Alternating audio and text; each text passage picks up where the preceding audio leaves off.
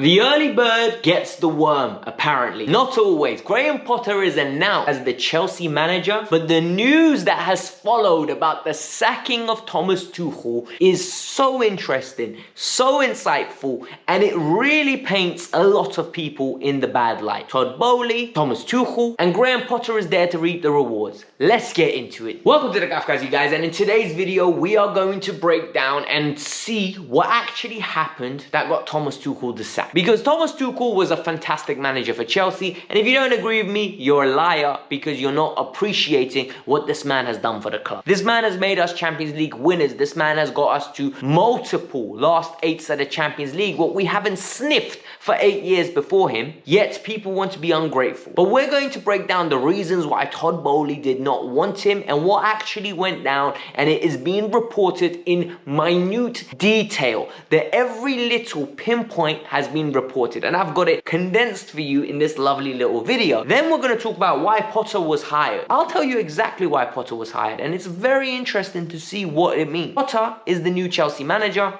and we can't cry about Tuchel, but this video is going to be the identity of what happened, and it will help you move on forward. Let's get into it. Alright guys, you know how much effort I put into my videos, and I actually take pride in my work. So I just want you guys to give me a quick thank you by hitting the like button and subscribing to the channel. In the comments below, I want you lot to tell me what number like you are. So if you're number 15, 15, 45, 45, 1003, 1003 in the comments below. That's all I want you to do. And in the pinned comment is my Instagram. Join it, follow me, send me a DM about anything you want to ask me football related. Let's move on to the videos, and this is going to be interesting. Buckle up. So, what do we know about Todd Boehly and his consortium? They're a corporate company. They're a company, investment banking company that invests into different assets and wants to implement a structure. Well, Todd Boehly comes from a corporate background, and this is evident for what? They're going to want communication. They're going to want buzzwords. What more importantly they want is clarity of who does what role. Every integral of the business needs to be interchanged. So when they have a WhatsApp group, which is being reported by multiple sources, with Iqbal, who's Todd Boehly's friend and fellow co-member of the team that makes the decisions, then you have Todd Boehly and Thomas Tuchel in there, and they're firing names at Thomas Tuchel, who about players that they want to sign and don't want to sign. They want him to be as enthusiastic and as charismatic about signing these players as they are. So the fact that they already threw the name Ronaldo, not once, not twice, 5 to 6 times is reported. And Tuchel refused to agree to that signing. He does not want Ronaldo in the team. They didn't like. The reason they didn't like it is because Tuchel would not give him a definitive explanation of why. Tuchel believed he is above explaining his tactics, his selections, and believed it's his job and he should be doing his job the way he best sees fit. I personally agree with that.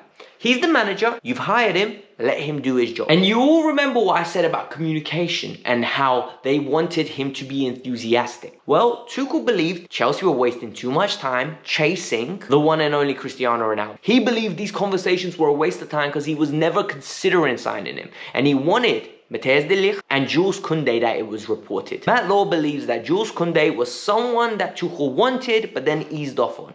So Koulibaly and Fofana, as much as we were led to believe, they were not Tuchel signings. And as much as Tuchel said in the public eye and the public domain, I'm very excited that Koulibaly is a world-class signing, evidently he wasn't his first choice. Tuchel wanted De Ligt and potentially Koundé, yet he got neither one of them. And once again, this stemmed to the direction where Tuchel is moving away from the vision that Boehly has, and Boehly is moving away from the vision that Tuchel had. And you're seeing problems here. They're trying to build an entity. They're trying to build a team. Yet both parties in this relationship aren't seeing eye to eye. Part of Tuchel's job was reporting into Iqbal. And one of the reasons why this job was so essential was because that guy is hands-on with the team. He essentially wanted to have a nice holistic view where it's everybody has an input, everybody understands what's going on, everyone's invested. Well, after results went south, Tuchel and that man have not communicated, it is reported, since the Leeds game. Since Chelsea got piped 3-0 by Leeds, that was the end and that was the beginning of it. And this is very interesting because a lot of people are not going to understand it. Tuchel had a great system that he was comfortable in under Marina and Petr Cech.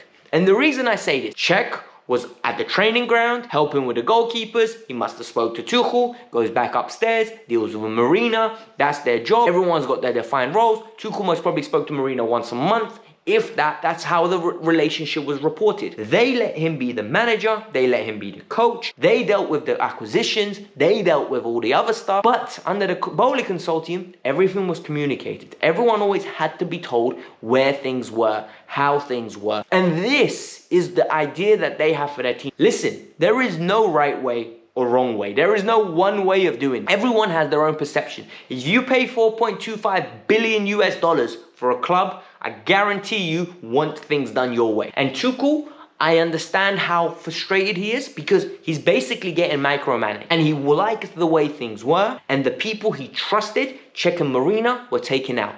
And now he's working with individuals that aren't believing in him the same way. And it's an issue, and it created issues. This was not a knee-jerk reaction. This is repeated by Matt Law on multiple occasions. This is not a knee-jerk reaction. They were planning on doing this before the Zagreb game. They genuinely were. The other key factor that's coming in, the players were not getting along with Thomas Tuchel anymore. The players were not. And there were multiple players that had contact with the owners. And I think this is a problem. This needs to be nipped in the bud. And this is what evidenced by the simple fact that Todd's been taking players out for dinner, and we know that he went out with Azpilicueta for dinner, and it's been reported that one of the conversations was, why are strikers not working out in this team? Is it Tuchel's tactics? And this is bad. Players can't have a direct line to the boss. I think it causes problems. I think the minute a player gets undermined, imagine you're a senior pro in this team, you go to the boss, you go to the daddy, next thing you know what? People are going to be losing their jobs. No. I think this is wrong. This is a very American way of running an organization and a system. This is the essentially building the next LeBron James, the next Kevin Durant, the next Kyrie Irving, where there's a superstar and the team revolves around them instead of the coach. In the English football game, the Spanish football game, the Italian, teams are revolved around the organization, the image of what the team's going to be built like. It's never revolving around the player unless the player is a generational player, an icon, a Messi, a Ronaldo. But even then, there was a Sergio Ramos, there was a Karim Benzema, there was a Luka Modric. Real Madrid was built on individual stars that came together and were forming a collective, all ran by Florentino Perez. You can't have players running the ship. It won't work in the long run. Players will never blame themselves when things go south. There have been a lot of reports coming out, and this one is the funniest one of all. Apparently, Todd went to Tuchel and with a piece of paper with an idea of how he wanted to play. And this made me laugh. 4-4-3. Yes, 4-4-3. That's 12 men on the pitch, including the goalkeeper. 12 men on the pitch. Todd, maybe it would help. But I believe this because Tuchel recently was asked in an interview, have you been teaching your the owner about football? And he discreetly laughed and goes, yeah, but don't tell him I said that. And the reason being is, look, soccer, or the way they call it across the Atlantic, isn't big. And this was never a buy of a club the way that Roman Abramovich purchased Chelsea.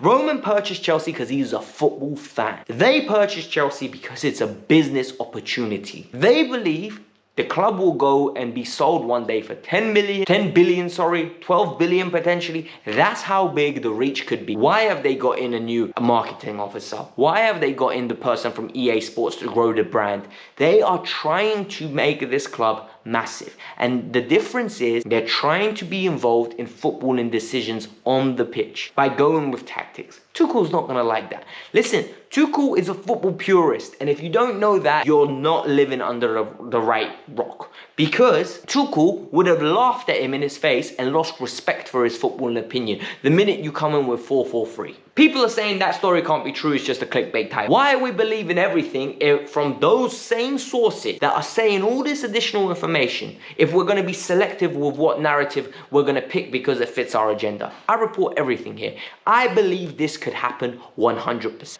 I'm so confident that this allegedly happened, I am willing to bet money on it. This is the type of thing that when someone doesn't know about the game, this is something my girl would do most probably. Literally, she doesn't watch football, she doesn't like football. And if I told her, set up a little thing, she could potentially accidentally put 12 players on the pitch. Because she doesn't know about the game. She's not interested in the game. So it doesn't help when someone is not knowledgeable and goes to about a certain subject and goes to somebody who is a tactician and lives the game. Thomas Tuchel said he'll get a bus to whatever the fixture it was when he said he would drive the bus himself. He said he would run. It's because he loves the game. And I think we need to understand this relationship was never going to work. Reason being is because they were different and different characteristics, different moods, different energy levels. They had to break up. And they sacked him. First opportunity, they got rid of him and brought in their own guy. And now let's talk about who they brought in. They hired Graham Potter. And this is the first sign of Chelsea being different. Under Roman Abramovich, there is no way Graham Potter would ever get a look. Chelsea learned their mistake through Andrea Villas-Boas. And Boas's, what's it called, CV was much more lucrative, much more decorated, much more designed to fit the Chelsea profile than Potter's will ever be at this moment in time. So they went and paid £21 million to go and take out Potter out of his deal and his 5 or 6 staff, which comes with a goalkeeping coach, a recruitment coach, a fitness coach. There were so many names that they've took away from Brighton and brought into the organization at Chelsea. They've given him a 5-year deal, which is very uncommon. I like Potter. I think Potter's a bad boy manager. But is Potter ready for a job that is lucrative enough to be a top 10 job in the industry? I don't know. I am going to back Potter. I want him to be successful. I am going to be patient with Potter. But we got rid of one of the best managers in the game, a top 5 managers in the game. For what? To bring in an experiment that fits the profile of what the new board wants. Listen, like I said, you pay 4.25 billion, you have the right to change. What was very evident for me and what was there to see, this board hired him and the messaging that they were trying to bring out was very corporate. It was very, very non-football presentation. They've spoke about comes from an educated background of having a degree, which he does. He has a master's in, I think, people management. Furthermore, they spoke about being ambitious and taking a risk and going out to Ostersund. They love the route, they love the journey. And this is all stuff that you must respect. But the fact that he has a degree came into consideration for the job at Chelsea Football Club as a manager. That's something new and something very interesting for me to see. I've never seen an announcement this way. It's corporatizing this club. Look, we have a PR machine now. Manchester United are the best at doing this. We're going to be linked with players when results are bad. We're going to be getting the narrative shifted when results are going badly. And we need to get used to it. Then Potter's statement was even more corporate.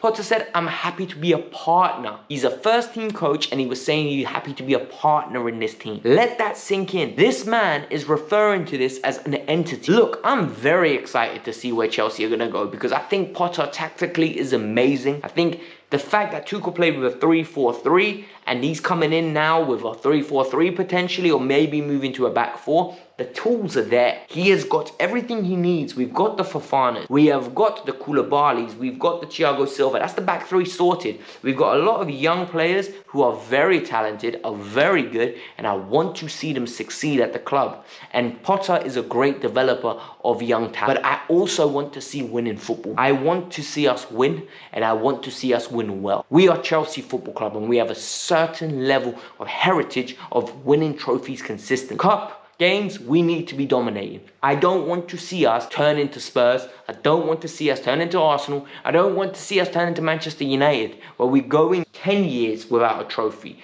5 years without a trophy. No, we need to be winning a trophy every 2 to 3 years. We need to get that cabinet filled up nicely even more. We've were the most successful clubs in the last 20 years of English football. This needs to continue. Do I miss Thomas Tuchel? Yes, I do. I wouldn't have sacked him. I'm not going to lie to you. The more time that goes on, I think this is a mistake. Do I think Graham Potter is a good manager? I really do, and he will get my backing because it's the right appointment. This is not Maurizio Pochettino. This is not Laurent Blanc. This is not Zinedine Zidane, who I think would have been a horrible appointment, and I would have never wanted him to take this job because he is too good for Chelsea Football Club, because they would have fired him first opportunity they would have got. This is a manager that I believe the board are happy with, he's happy with. The young players are happy with. This is going to be organic and this is going to grow. But we need to see results. Guys, this was the Kavkas View. I hope you enjoyed this video. Came across a little bit of a rant, but it is what it is. I hope you lot enjoyed it. Peace out. I'm out.